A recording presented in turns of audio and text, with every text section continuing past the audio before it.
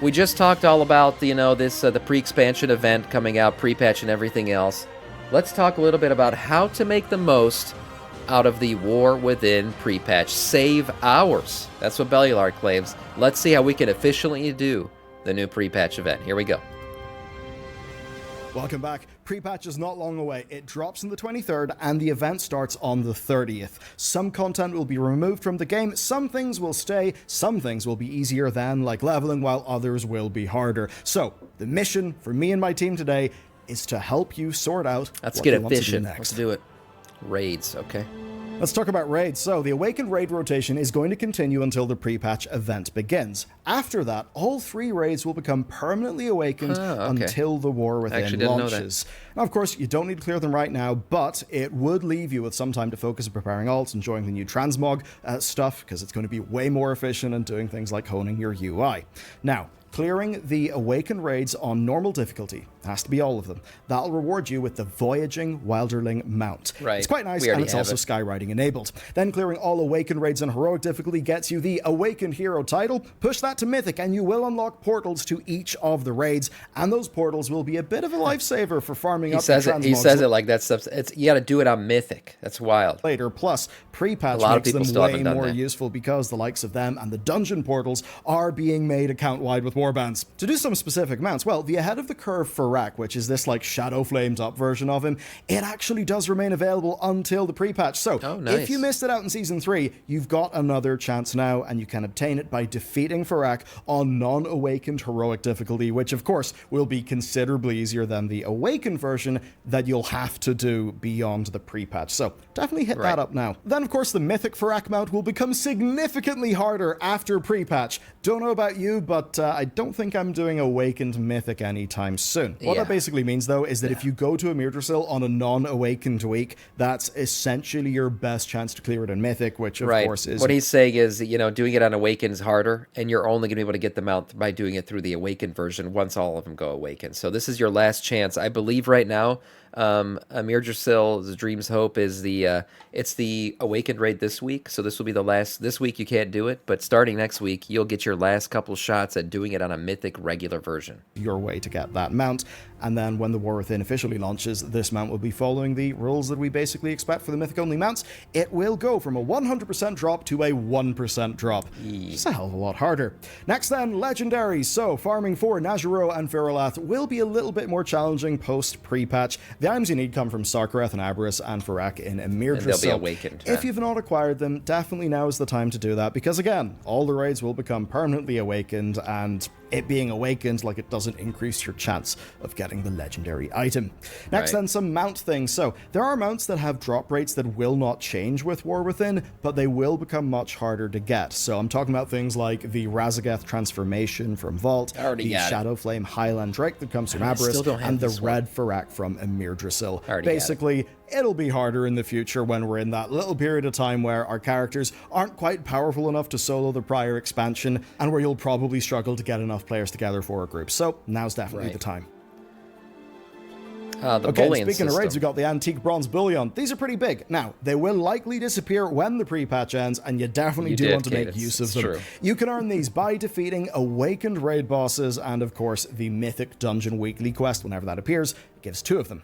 And even LFR difficulty reward. By the way, you're supposed to get one of these per week, so it takes 2 weeks technically to get 2 bronze bullions to be able to buy something. The 2 really is really the minimum to buy a piece of gear. But if you haven't been playing this expansion all along, and you're currently behind, you can get all the bronze bullions that you missed out in the previous weeks. So say 6 weeks have passed, you can get them all in one run. You can get 6 bronze bullions to drop in one single run. So it's a great catch up for anybody who's missed out on them. These, right? So you really, like, if you're far behind, do not worry, you can get them from LFR, and there is substantial catch-up. The way it works is you can normally loot 1 bullion per week, but the catch-up system kicks in if you've essentially fallen behind the curve. So as an example, say we're 10 weeks into the patch, I have 10 bullion by playing, and you have got 0 bullion. Well, I would keep on just getting 1 per week, but you would be getting multiple until you're caught up. They'll just keep on dropping if you keep on doing the content, and given that they drop from LFR, it is dead easy to catch up. So you definitely can catch up, and while you can spend them on really powerful gear, that makes no sense. It's the end of the expansion. There's no point. What I think you should do is put them into the cosmetics vendor.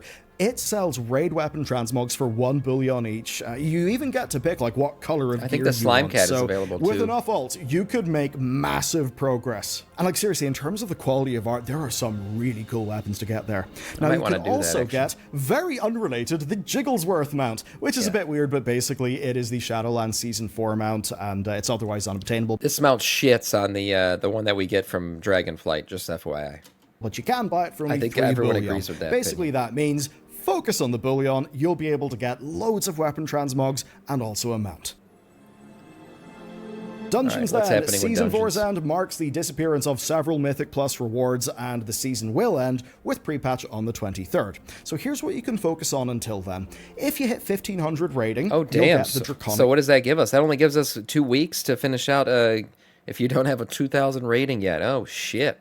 Gotta speed this thing up. And with today's gear, that seriously will be a walk in the park. Hitting 2000 rating gets you Keystone Master, which of course gets you the Infinite Armageddon mount. It's a pretty neat little mount, actually. And again, with today's gear, 2000 is real easy. Blizzard missed so hard on that mount, man. I just don't understand still, like, where the logic was that they gave us a ground mount in Dragonflight. The dragon riding expansion. Again, with today's gear, 2000 is real easy. Then at 2500, you will get a feat of strength. But that is not all. Time any Dragonflight dungeon at +10 or higher, and you'll earn a portal to that dungeon. And again, with War Within, those portals will be account-wide, which will be dead handy for getting around the world. Finally then, for the elites, there is Draconic Hero. That is for getting a top 0.1% Mythic Plus score. Yeah. If you're watching this video, you're probably like me and firmly out of the running for that. Yeah, not gonna happen.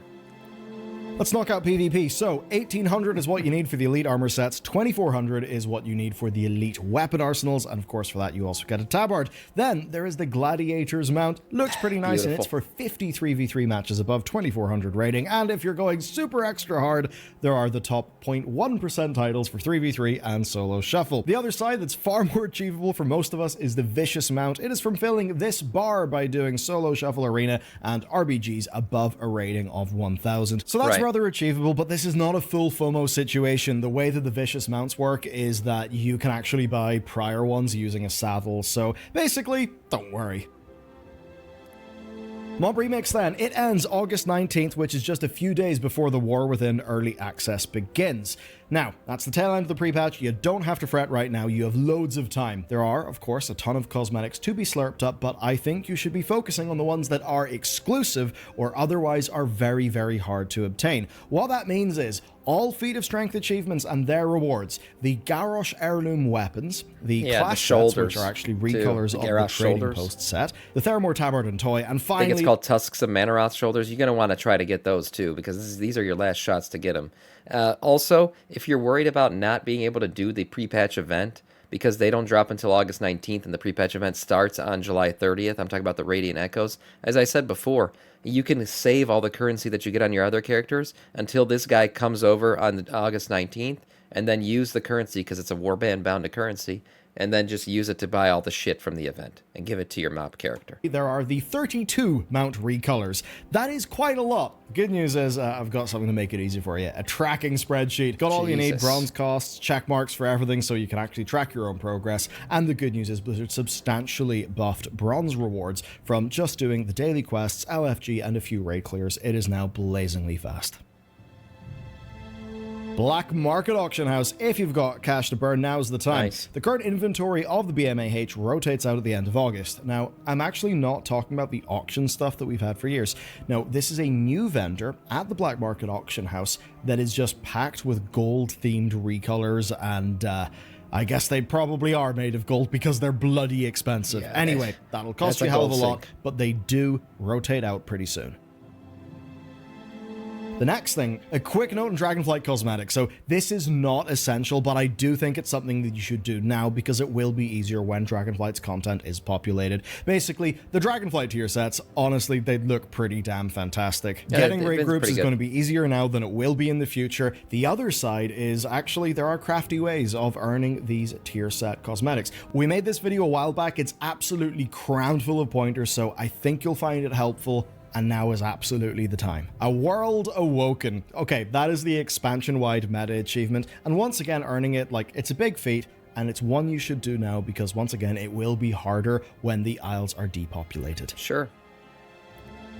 Okay, so now you know what stuff's going, or at the very least what will be a little bit harder to obtain. Next, let's talk about preparation, actions you can actually take. Clear out your bags. The pre-patch will bring I can't wait to freaking clear out my bags. So it's one of the most enjoyable things at the end of an expansion is just deleting everything. Using leveling speeds. So whether you're choosing Mock Remix or Chromie, like time walking stuff, you'll be zooming from 1 to 70 faster than ever. And that means that actually right now is probably the time to focus on other things rather than leveling, especially because, of course, any leveling that you do via the Radiant Echoes event will also earn you that event currency. So you may as well focus your leveling time there. If this pre-patch event is like any other ones since Legion, this is going to be the best way to level up.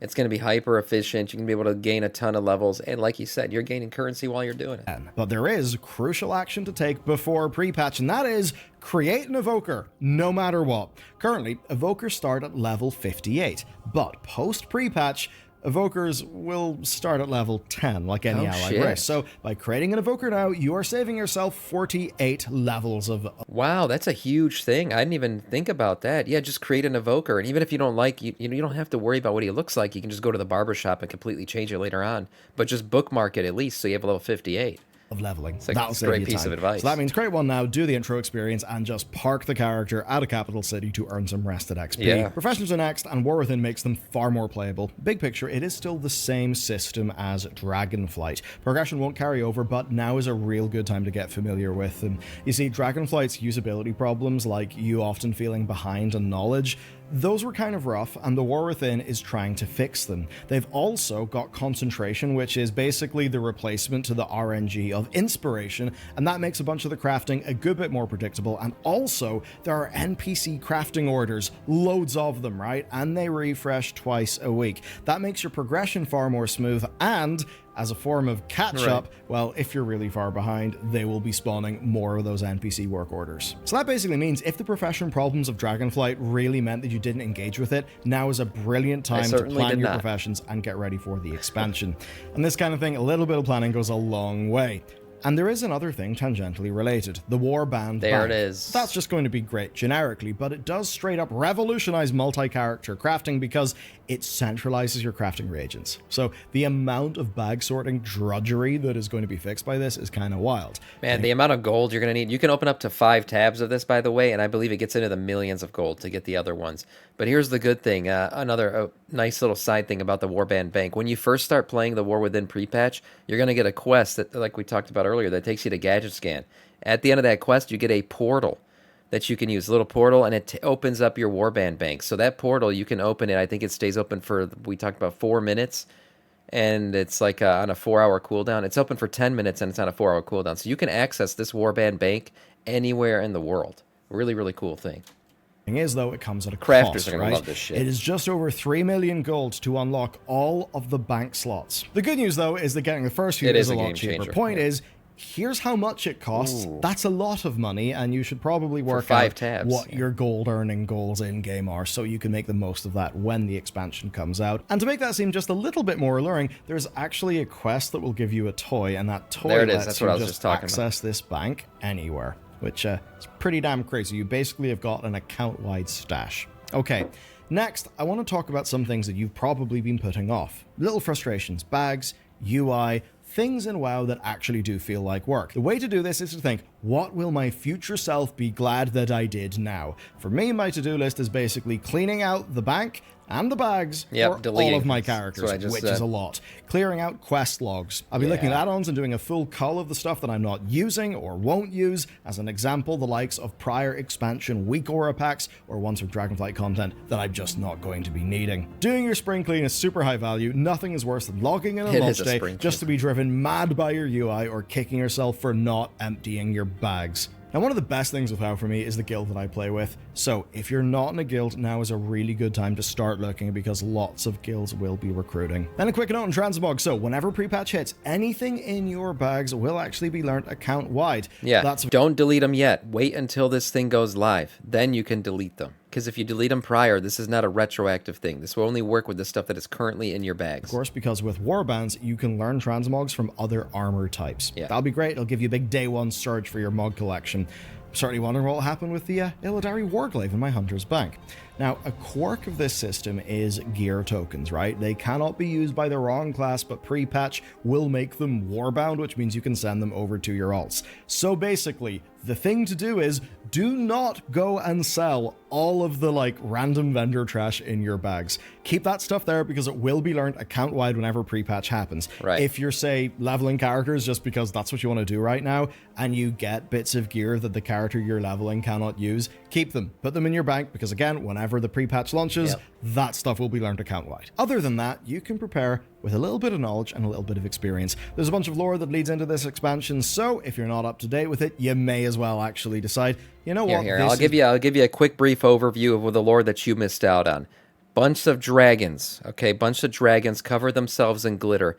They light up these giant dildos to awaken the Dragon Isle. Once the dildos are lightened up, we never talk about these dildos again. There's one for each different dragon flight, okay? So we've lit the dildos. We go fight this crazy sister bitch, right? We kill her in a vault, okay? After that, she actually releases her siblings. Her siblings go out about the world.